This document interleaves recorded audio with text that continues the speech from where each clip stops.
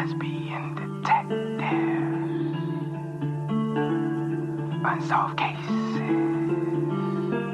She's still missing. Yeah, they haven't found her yet. Well, let's talk about it. They say he vanished without a trace. Could it be a psychotic break or a tragic accident? Police don't know where the body went. Unsolved murders, body still missing. That's unheard. Where's the witness? Lesbian detectives, what's going on? City on high alert, this out the norm. He did what, the who? Man, that ain't real, these crimes ain't true. Then come uncover these theories with us. We live right now, tuning in is a must. Right now, lesbian detective, lesbian detective. We about to start the show, so get your popcorn ready, let's go. Pay attention to the message I present to you, the lesbian detectives. This is Lesbian Detectives. I'm Sierra. And I'm Elizabeth. And we are here to talk about missing and unsolved murders. We are discussing cases that you have forgotten about or never even heard of. So sit back, relax, and let's start this podcast.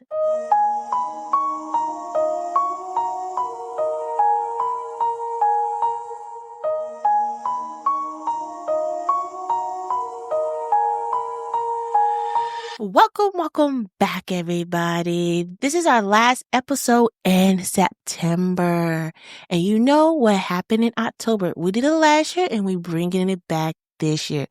We are only doing Halloween cases that a person had went missing or unalive on Halloween. And if you can guess what my wife and I and our daughter would be for Halloween, you get a little surprise. Okay. Because last year we waited last minute, super last minute, the week before. And we had to do like something simple. But this year, I let my wife choose. And I have already got my costume prepared. I don't know about her. And also our daughter will be involved in our family costume. But when we go trick-or-treating, she'll have her own little thing. Yeah. I don't know what she want to be. She have switched like 4 times. So when it's like a week before, I'm going to see what she choose. But I'm excited for Halloween. Halloween was my favorite holiday as a kid. And I'm excited to do it as an adult. Like, you're never too old to go trick-or-treating. Yeah, you are. No, you're not. Always be a kid. Always be a kid in heart. Well, let's get into the episode. The city doesn't give up its secrets easily. It hides them in the quiet streets, behind closed doors, in an ordinary moment that seems harmless, until something goes wrong. On a cold December evening, a young woman stepped into one of those moments and vanished. She traveled far from home, leaving behind the warmth of her family, the comfort of routine, and the life she knew. Her destination was the home of someone she had met online, a friend who existed only in messages, images, and shared conversations. The friendship had grown close, tense even, but it carried a complexity that few outside could understand. For days, she seemed fine. She called home, laughed, shared small stories of her new surroundings. But that night, something changed. A disagreement had erupted with her friend. A fight over words swapped online. Emotion flaring, tempers rising. In the heat of the moment, she left the house, storming into the cold December night with only a hoodie for protection. She left behind her bag, her phone, even her coat. Everything she would need to navigate the city alone. From that point, she vanished. No trace, no witnesses, no clues to indicate where she went or what happened next. Investigators later pieced together fragments of that night, the argument, the departure, the empty streets. But every answer led only to more questions. Why did she leave so suddenly? What happened in those final moments? And how could someone disappear completely in plain sight, leaving only silence behind? This is more than a disappearance. It's a story of connection, and trust, of a digital friendship that felt real, of a young woman stepping into the unknown and the puzzle left behind when the ordinary turned into the unexplainable. This is a case of Jasmine Moody. The new year of 1996 had just begun when a baby girl entered the world on January 1st, 1996. Jasmine Moody was born, a child whose very arrival felt magical. New life on the first day of a new year.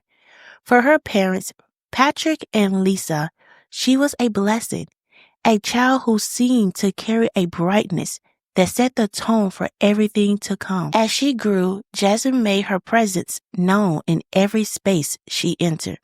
She was quick to laugh, quick to make friends, and her energy had a way of filling a room. Her parents loved to watch her move through the world.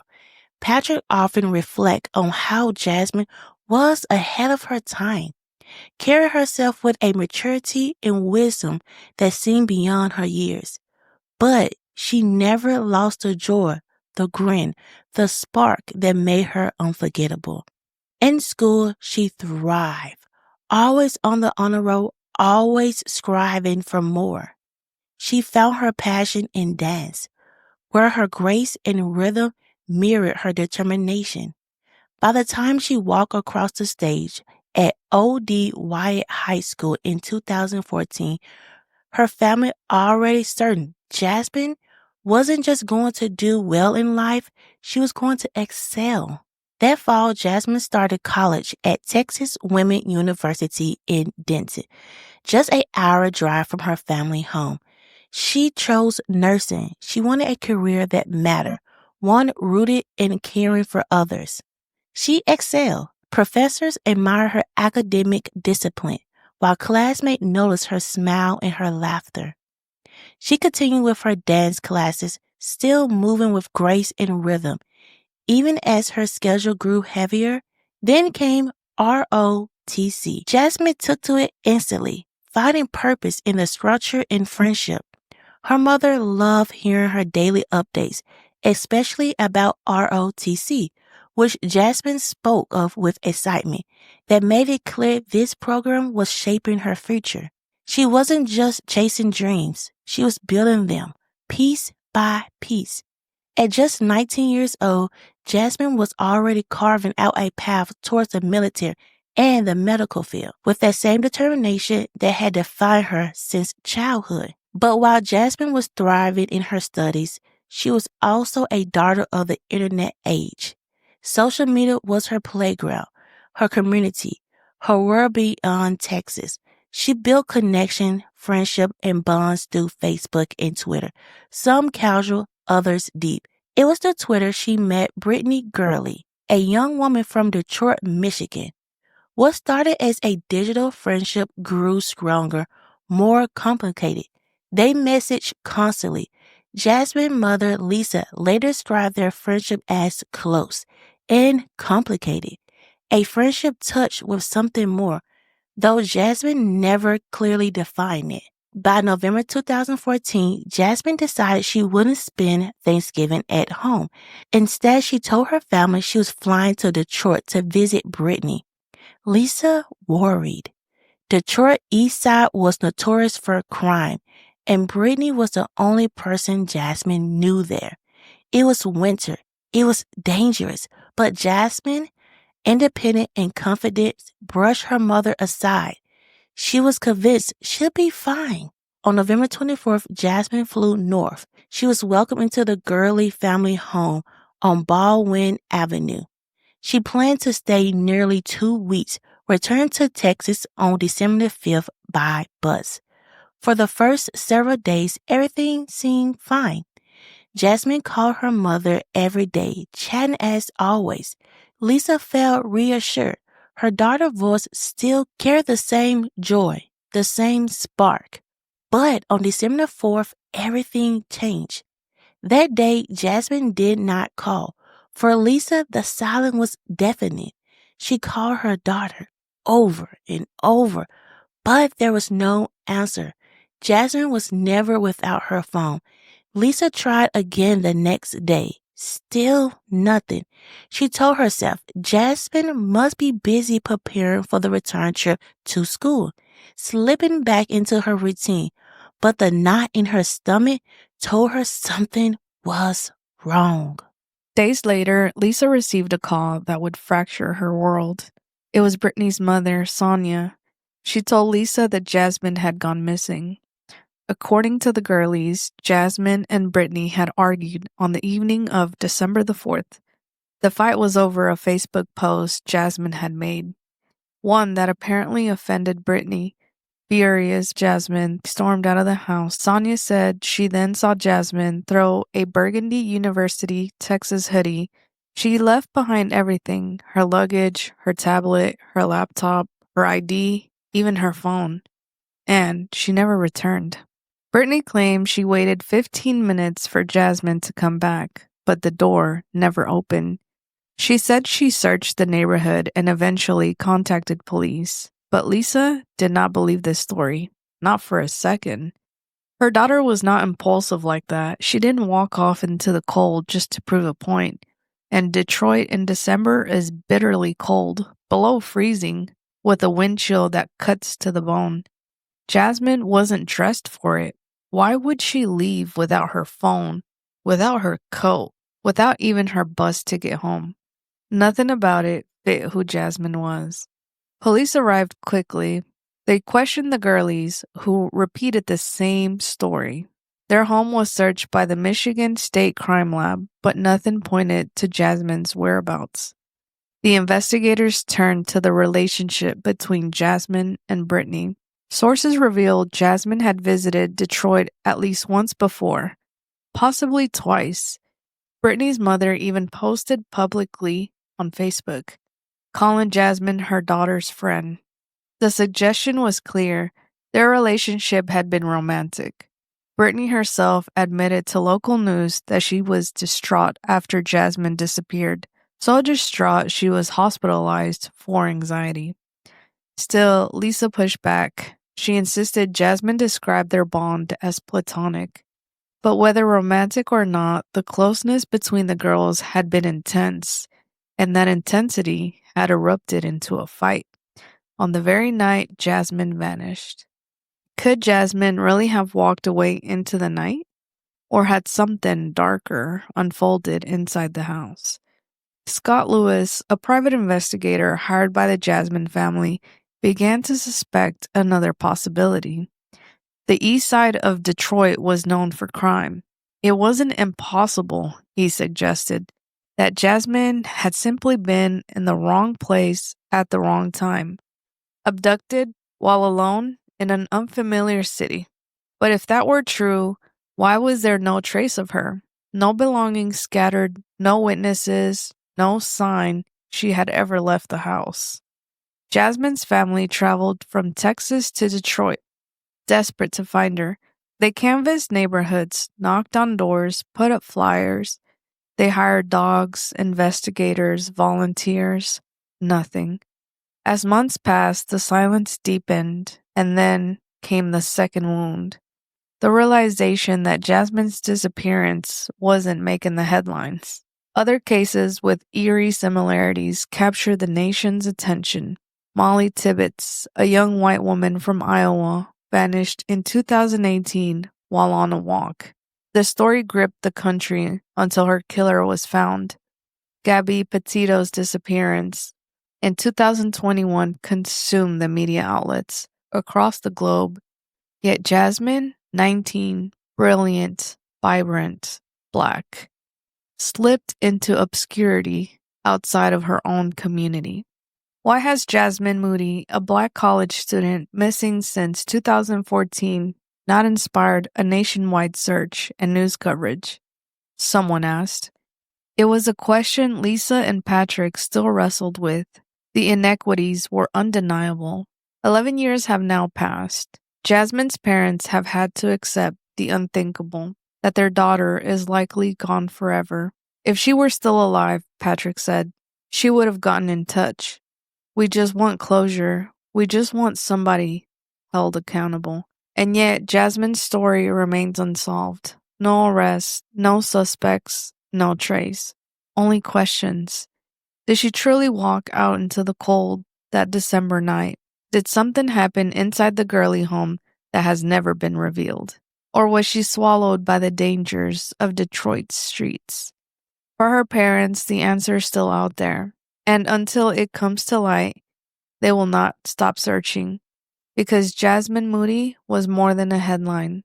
She was their daughter, a 19-year-old girl with dreams of nursing, of dancing, of serving her country. A young woman with a smile that lit up the room, a voice that brightened her mother's day, and a future stolen in a single night of mystery. Somewhere the truth of what happened to Jasmine is still waiting. And until that truth is spoken, the mystery of Jasmine Moody will not rest. Before we end this case, let's sit back and remember the young woman that went missing, Jasmine Moody.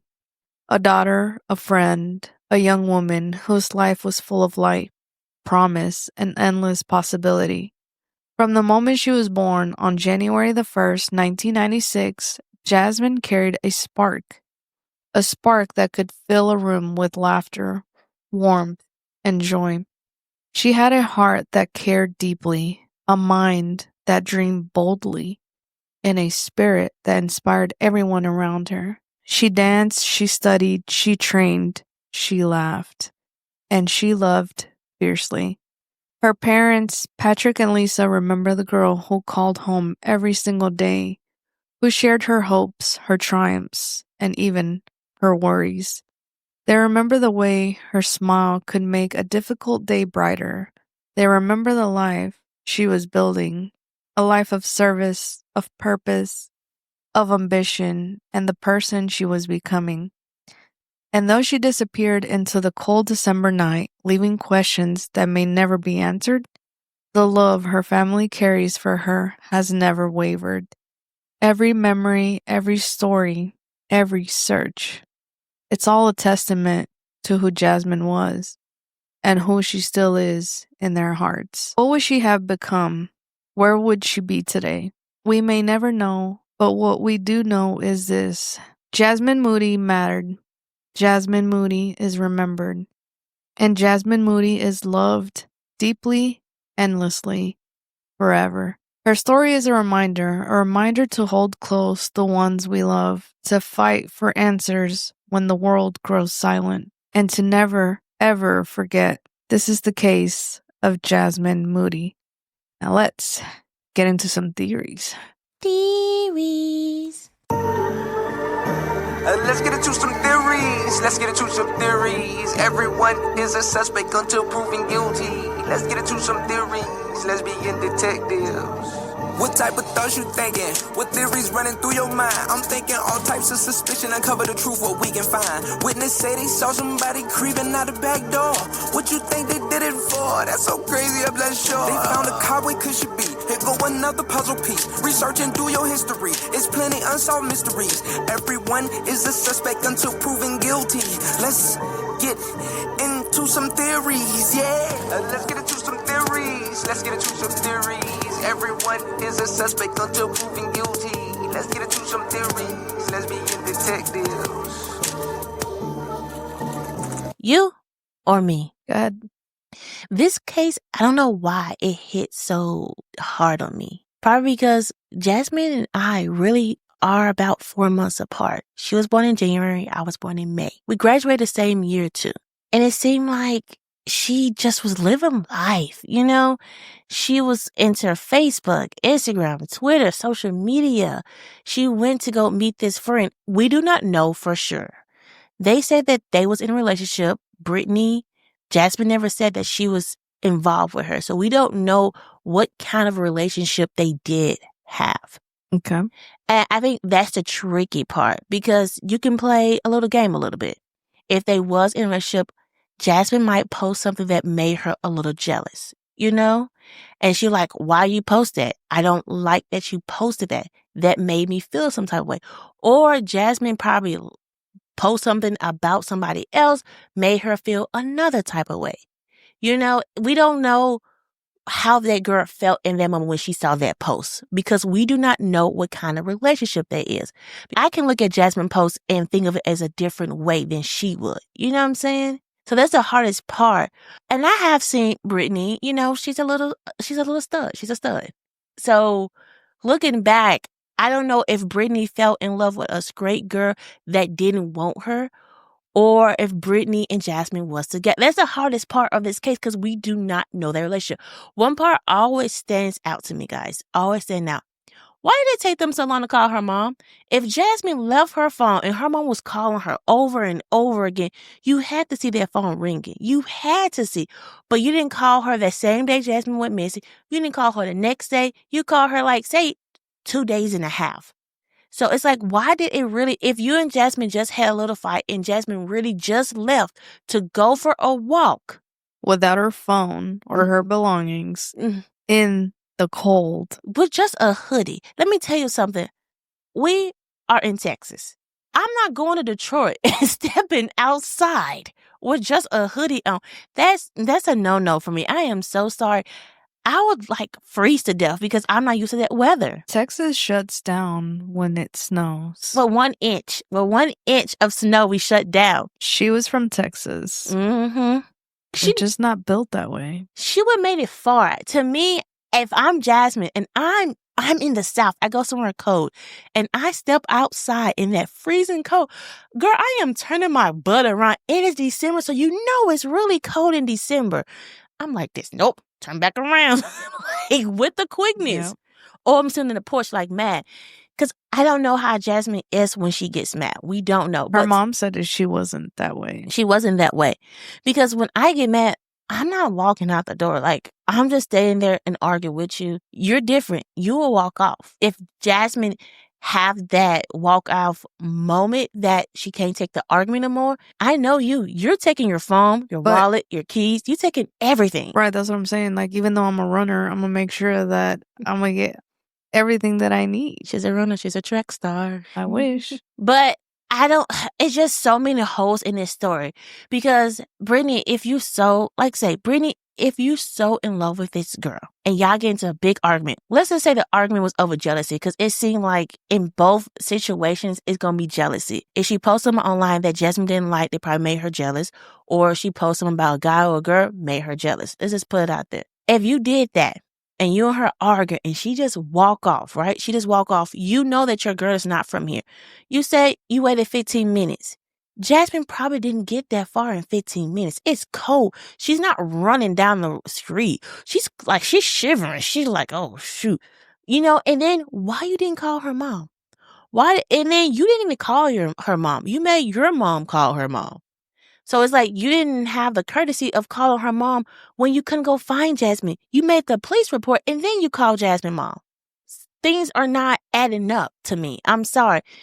The private investigator said, she could have walked off and got kidnapped or unalive in the streets of Detroit. That could have happened.